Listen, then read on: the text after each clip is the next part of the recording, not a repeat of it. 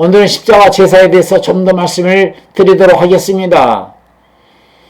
죄에 대한 죄값에 대한 이야기를 심도 있게 하려고 합니다. 물론 한꺼번에 다 말씀드릴 수는 없지만 짤막하게 말씀을 드린다 한다 해도 여러분들이 계속 말씀을 듣다 보면은, 그리고 이 말씀을 시청하고 경청하다 보면은 깨달음의 은혜가 넘치게 될 줄로 믿습니다. 아멘. 오늘날 많은 사람들이 죄에 대한 죄값이 어떻게 예수님에게 넘어갔는지 모릅니다. 그럼에도 불구하고 예수님에게 죄값이 넘어갔다라고 믿으라고 말합니다. 예수님에게 우리가 형벌받을 죄에 대한 죄값, 심판받을 죄에 대한 죄값, 저주받고 지옥 갈 수밖에 없는 죄에 대한 죄값이 예수님에게 넘어갔다라고 믿으랍니다. 우리는 그렇게 배우고 그렇게 알고 믿어왔습니다. 물론 틀린 말 아니죠. 맞는 말씀입니다만 복음 믿는 것과 알지 못한 상태에서 죄값이 넘어간 줄로 믿어라, 무작정 믿는 것하고는 그야말로 큰 차이가 있음을 우리가 알아야 하겠습니다. 우리가 알고 믿을 때 진정한 해방이 주어지고 기쁨과 잔잔한 평화가 마음에 자리 잡게 되는 것입니다. 무엇보다도 구원의 확신이 생기기 때문에 구원받았습니까? 라고 누가 묻게 된다고 한다면 죽어봐야 알지요, 어떻게 압니까? 이런 대답을 하지 않게 될 것이고, 구원받았습니까? 라고 묻게 된다라고 한다면 나는 구원을 받았습니다! 라고 확신있게 말할 수 있는 자신감이 어디서 생깁니까? 복음 믿을 때, 확실하게 성령을 통해서 복음 믿을 때 확신에 찬 믿음의 고백이 나온다라는 것을 알아야 하겠습니다. 여러분, 바울 사도가 기독교로 개종하기 전에 어떤 사람이었습니까? 유대인 중에 유대인이었습니다. 정통 유대인이었습니다. 그는 베냐민 지파였어요. 만지 8일 만에 할례를 받은 사람이라고 이야기하고 있습니다. 제가 빌립보서 3장을 한번 읽어드리도록 하겠습니다. 3장 5절, 내가 8일 만에 할례를 받은 사람이다, 이렇게 말합니다. 이스라엘 족속이요, 베냐민의 지파요, 히브리인 중에 히브리인이요, 율법으로는 바리새인이요. 한마디로 율법으로는 바리새인이라고 하는 말은 랍비란 얘기고 선생님이란 얘기예요. 지도자란 얘기입니다. 열심으로는 교회를 핍박하고 예수를 믿는 사람들을 잔해하는 사람 중에 한 사람이었고, 스테반 죽이는데 앞장섰던 사람이 바울이었어요. 그런데 다메토상에서 부활하신 예수 그리스도를 만남으로 말미암아 유대교에서 기독교로 개종을 하지 않습니까? 그러니까 그가 유대인으로서 유대교를 지나치게 믿었던 사람으로서 죄가 희생 제물에게 넘어가는 구약 제사법을 누구보다도 확실하게 알고 있었던 사람으로서 그는 갈라데 교인들에게 예수 십자가로 인간이 심판받을 죄에 대한 죄값이 어떻게 넘어간 것인가를 확실하게 알고 있는 사람으로서 그가 갈라데 교회에 무슨 말을 합니까? 십자가에 못 박힌 것이 너희 눈에 밝히 보이거늘. 갈라데 교회가 십자가 예수님 왜 못 박혔는가? 누구를 위해서 죽었는가? 누구를 위한 희생 제물을 넘김받고 십자가에서 희생 제물이 되셨는가에 대해서 확실하게 알고 있는 사람으로서 바울 사도가 갈라데 교회에 하는 말이, 예수 그리스도가 십자가를 왜 졌니? 무엇 때문에 누구를 위해서 희생 제물이 되어서 십자가에 죽어주셨느냐? 그러면서 말하기를, 십자가에 예수 그리스도께 죄가 넘어감으로 인해서 너희 눈에 밝히 보이도록 내가 너에게 복음 전파를 해 주었건만 누가 너희를 꾀하냐. 어리석도다 갈라데 사람들아, 성령으로 시작했다가 육체로 마치겠느냐. 이런 말씀을 심도 있게 그리고 신랄하게 편지를 써서 책망하는 내용이 갈라디아 3장에 나오지 않습니까? 하나님이요, 범죄한 인생을 찾아와 주셨죠. 아담과 하와가 에덴에서 범죄했습니다. 그리고 에덴 밖으로 쫓겨났어요. 에덴은 신라곤입니다. 죄가 없는 사람이 살 수 있는 곳이에요. 죄가 없는 사람이 살 수 있는 그곳에서 사람이 죽을 수는 없는 것입니다. 그러니까 에덴 밖으로 쫓겨났는데 하나님이 아담 부부를 찾아오시지 않았다라고 한다면 그들은 구원도 받지 못하고 에덴 밖에 쫓겨나서 죽었을 거예요. 그런데 하나님이 아담과 하와를 찾아왔습니다. 아담아, 아담아, 내가 어디 있느냐? 두려워 숨었나이다. 범죄했으니까. 누가 너희들을 벌거벗은 수치를 보라 하겠더냐? 누가 너희들을 두려워서 숨으라 한 적이 있더냐? 먹지 말라던 선악과를 먹음으로 인해서 스스로 범죄함으로 인해서 지금은 부끄러운 수치를 가리기 위해서 무화과 나무 잎으로 치마를 해서 엮어서, 그리고 나 보기가 힘겨우니까 무서우니까 나 보기 무서워서 너희가 수풀나무 밑으로 바위 틈으로 숨었지 않았느냐. 숨어있는 아담과 하와에게 찾아와 주셔서 주님은 가죽옷을 입혀서 양 한 마리를 희생시켜서 가죽옷을 지어 입혀 주심으로 인해서 자유를 주셨어요. 아담의 첫 번째 아들이 가인이고 아담의 두 번째 아들이 아벨인데, 이들이 창세기 4장에서 제사를 드리잖아요.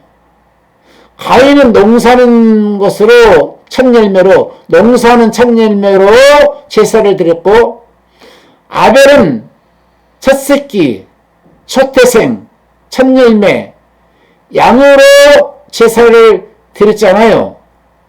그런데 중요한 것은 가인과 아벨이 하나님 앞에 제사로 가까이 나아갈 수 있다라고 하는 것을 누구에게 배웠습니까? 어떻게 알았겠는지요? 그 부모가 범죄한 슬픈 사실에 대해서 언급해 줬을 거고, 우리가 숨었을 때 하나님이 찾아와 주셨다.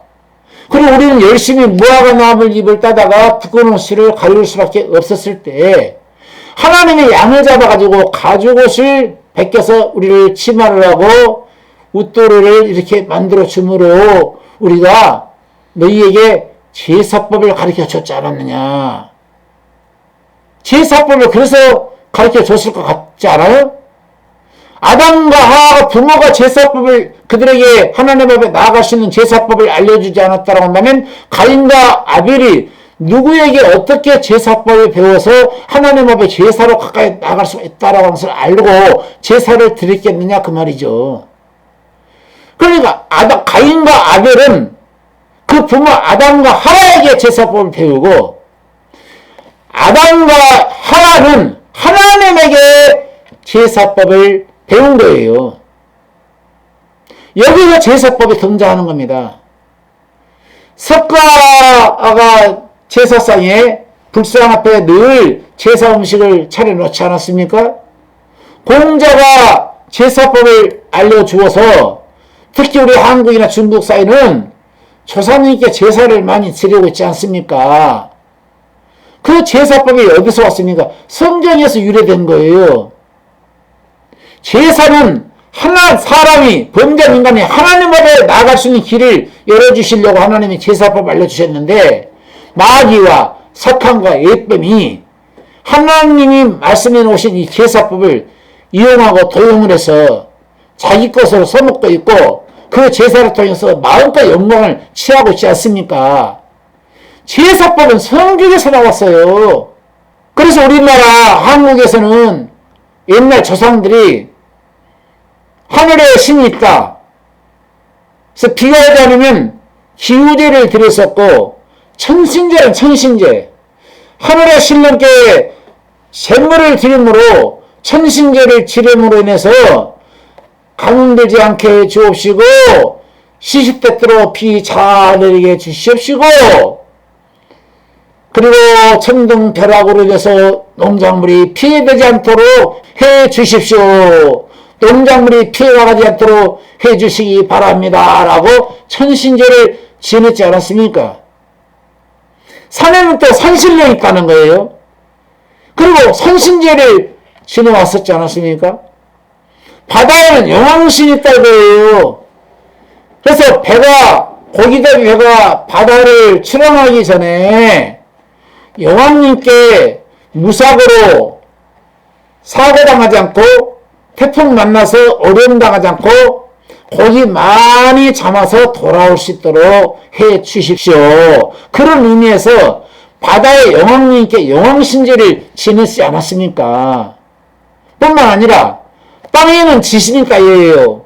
그 지신제를 드려왔었지요. 지금도 지신제를 지는 데가 있고 지금도 고사를 지내고 있지 않습니까? 무속신앙에서 무당에게 제사를 의뢰하는 이유가 무엇입니까? 무당에게 제사를 드리는 이유가 무엇입니까? 미래에 닥쳐 올지도 모르는 어떤 재앙이나 어떤 불길한 예감이 들 때에 불안한 마음을 해소하고 싶어서 신들의 마음을 달래기 위해서 그런 수단과 방법으로 무당에 의뢰해서 제사를 지내잖아요. 그게 지신제고 그게 바로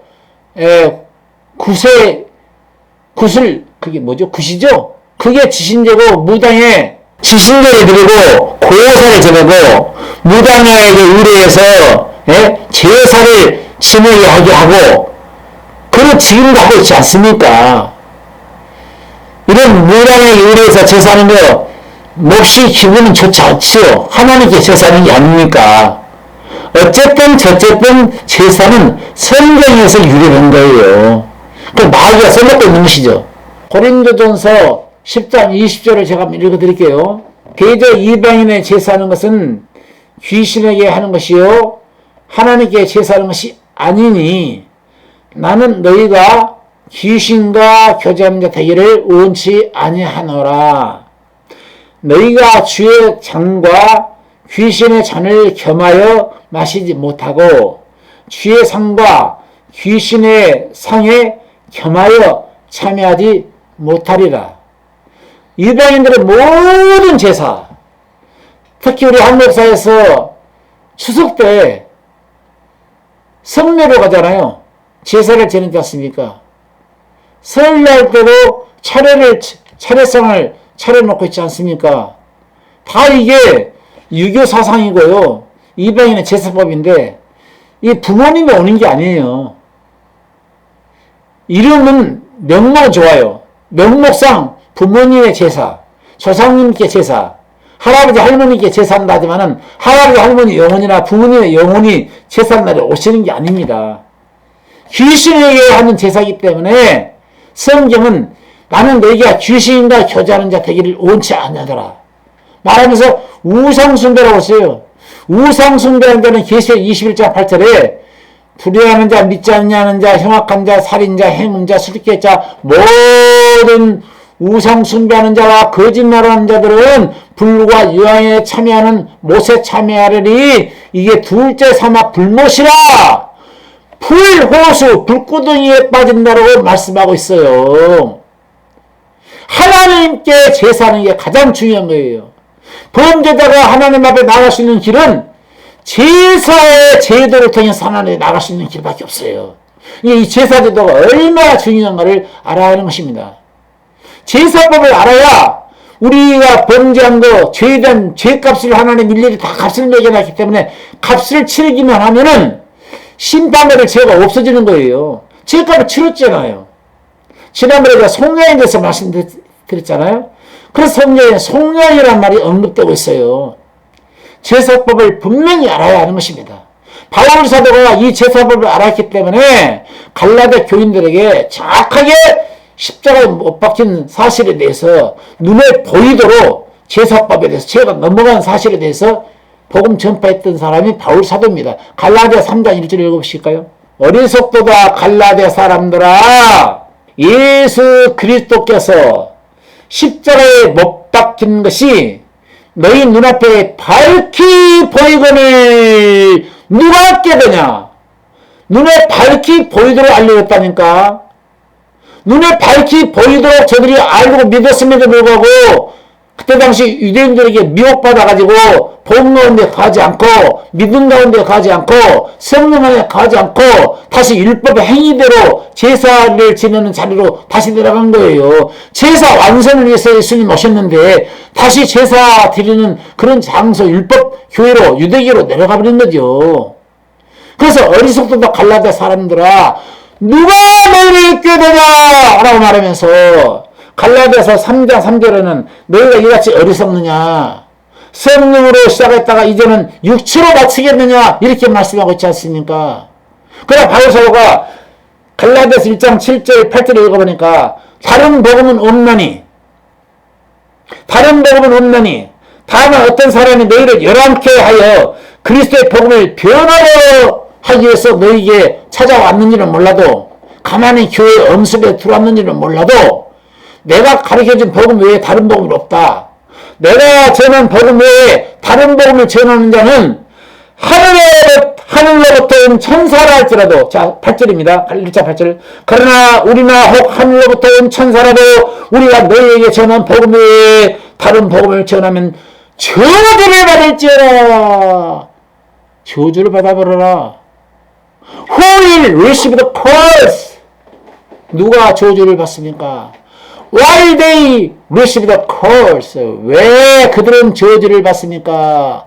Because all lives under the sin. 죄 아래 있기 때문이라는 거예요. 왜? 죄 아래 있기 때문은 무조건 저주를 받는데, 죄 아래 있는 모든 인생들을 구원하기 위해서 죄에 대한 죄값을 다 매겨놓고 죄값만 처리하라는 것을 주님이 알려줬거든요. 바울이 이걸 전해줬어요. Because all lives under the law. 법 아래 있기 때문에 너희가 저주를 받는 것이다. 법에서 벗어나라 이거예요. 율법 지켜서 구원받을 수가 없어요. 그러므로 우리는 율법에서 생명의 성령의 법으로 바뀐 법으로 들어와야 돼요. 죽이는 법 아래 있으면 안 되고, 죽이는 의무는 죽이는 것이요, 영은 살리는 것이라 고린도후서 3장에 나오잖아요. 율법은 죽이는 거예요. 영은 살리는 거예요. 복음이 살리는 거예요. 그러니까 바울사도는 말이 성령으로 시작했다가 말씀으로 복음으로 시작했다가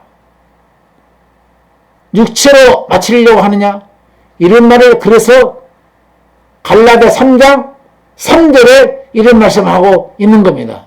아니, 복음 믿어도 사도의 복음을 듣고도 눈에 밝히 보도록 십자가를 증거해 주었고, 죄값이 십자가로 어떻게 넘어갔는가에 대한 제사법을 누구보다 잘 알고 있는 사람으로서 바울이 확실하게 갈라디아 교인들에게 이렇게 복음 전파해 줬음에도 불구하고 저들이 밝히 눈에 보이도록 가르쳐 주었는데도 저들이 미혹을 받아서 거짓자들에게 넘어갔는데, 보지 못하고 덮어놓고 믿겠다? 그 말이 됩니까? 교회가 왜 있는 거예요? 이런 진리를 배우라고 교회가 있는 거 아닙니까? 여러분, 교회에서 무엇을 들으려고 교회를 나가시나요? 진리를 들으러 나가지 않았어요?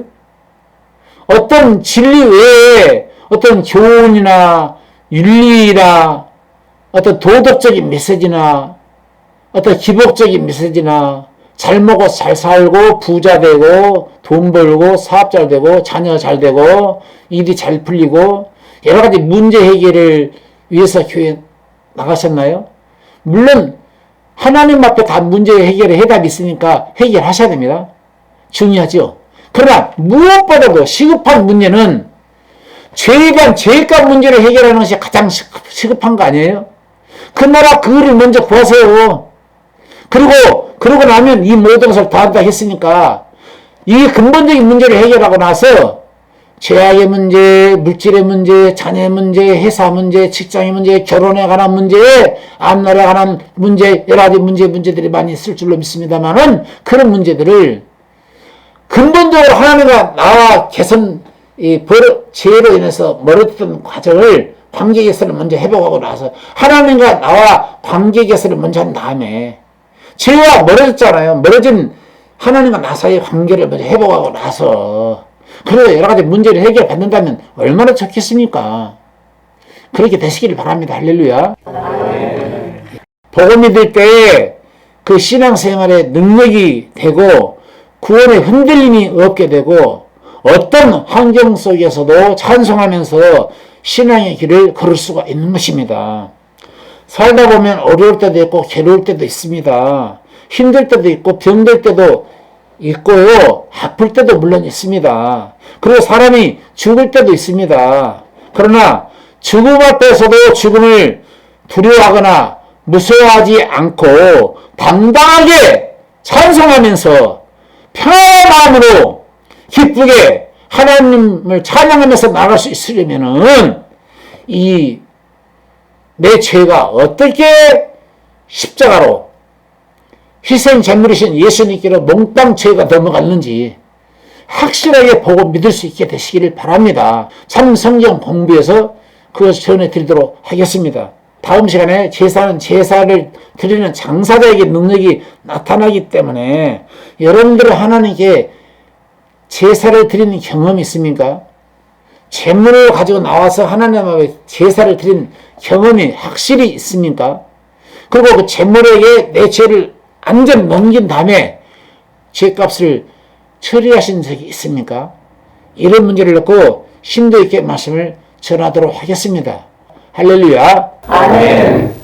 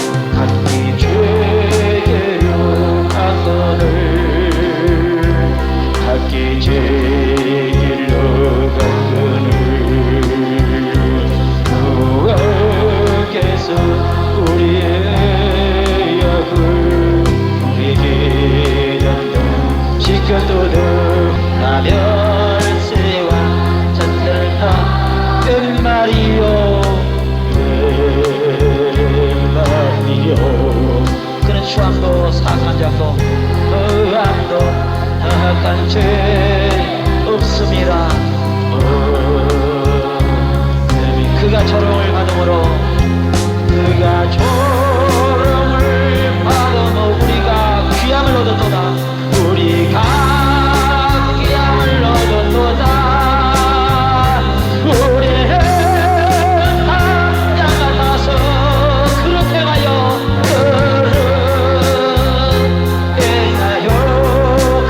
길로 갔거늘